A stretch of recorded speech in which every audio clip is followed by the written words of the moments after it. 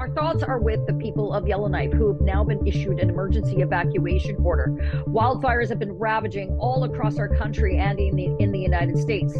And now the territory itself is limited to what they can do for their people. They sadly have to rely on the Trudeau Liberals for help. Hello, I'm Adrienne Batra. With me are Brian Lilley and Warren Kinsella. I don't say it lightly, Warren, when I say that we are really thinking about the people of Yellowknife and any community across our country where they have been so affected by the wildfires. But this emergency evacuation order is quite significant.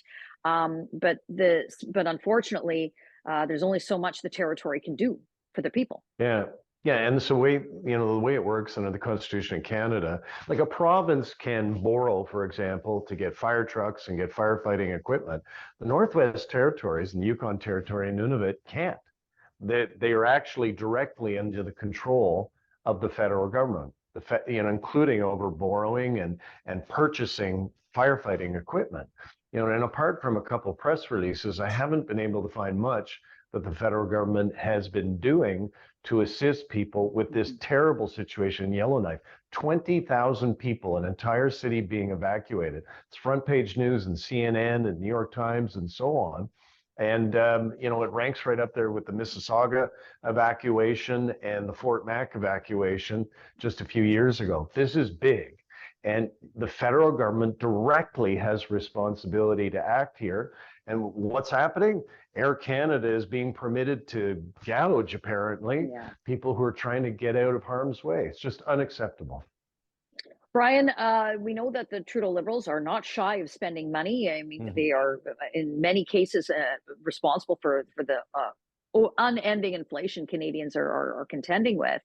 This is the one basic thing of government, protect its citizenry, that we would think they would come to the table. Have they even spoken to the territory leaders? They have. The Prime Minister held a phone call with the Premier. I generally find that in these situations, even when it's competing political stripes between Ottawa and the provinces or territories, they do come to the table. But we just have had a cabinet shuffle, and now it's Harjit Sajjan, a man who didn't read his emails regarding Afghan's evacuation, who's in charge. Does he know what's going on enough yet? That's not an idle question. It takes a while for ministers to understand their files, to know how and when to direct people, where the choke points are, where the pressure points are. So that's got to be a concern if you are in the government of the Northwest Territories. This is the worst year that we've had on record for wildfires. I think the closest would be around 1989 or 1980. We'd have to go back that far. But more than 10 million hectares of burn. That's about 25 million acres. Massive amounts. The good news is, when you look at the patterns, we're going to have a year or two because all the fuel has burned off because this has been such a horrible year. The federal government and the provinces and territories have a year or two that should be low-level wildfires to get their act together for what do they do for the next bad year. I'm not in favor of a national forest firefighting force because I think the feds would mess it up. But could they come in and say, we're going to buy a few water bombers that we can send out when you need them? We'll coordinate that. We'll have a national coordination effort for bringing in foreign forest fighters or bringing in from one province to the next. Because when you look at the numbers, some years one province is doing horribly, others are doing fine. The feds have a coordinating role, I think. But in the Northwest Territories, as Warren pointed out, they've got the primary role. Are they ready? Are they able to help? Are they doing it quick enough? Given the evacuation order, I think the answer is probably no.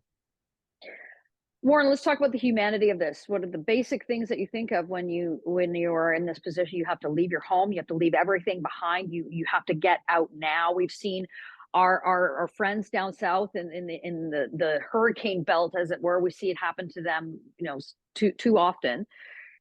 For our fellow Canadians that are contending with this, the basics, food, shelter, water, the feds have to come to the table for this.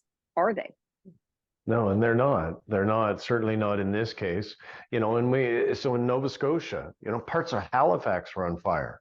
In Quebec, the smoke was so great from wildfires there, completely out of control, drifting down into the United States, and was front page news there. So no, like, as Brian says, I agree. We should not have a national firefighting service. The provinces and the territories know best about how to manage this issue, which is obviously getting worse as the years go by. But, it's just issuing press releases and well-meaning words, it's not enough. Like the 20,000 people, just imagine that, are on the one road out of Yellowknife. Their next stop between Yellowknife, they got to get themselves all the way to Edmonton. I mean, that's a hell of a drive, making sure you've got enough gas and getting the kids in there and your animals and what's going to happen to your home. And are the insurance companies going to walk away from, protecting us as they've now done in Florida and California? So the human side is immense and critically important.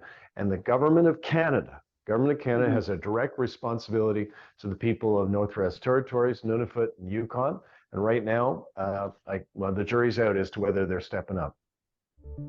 Well, let us know what you think in the comments below, and go to thetorontosun.com and hit that subscribe button. You're going to find more coverage on stories like this and others you will not find anywhere else.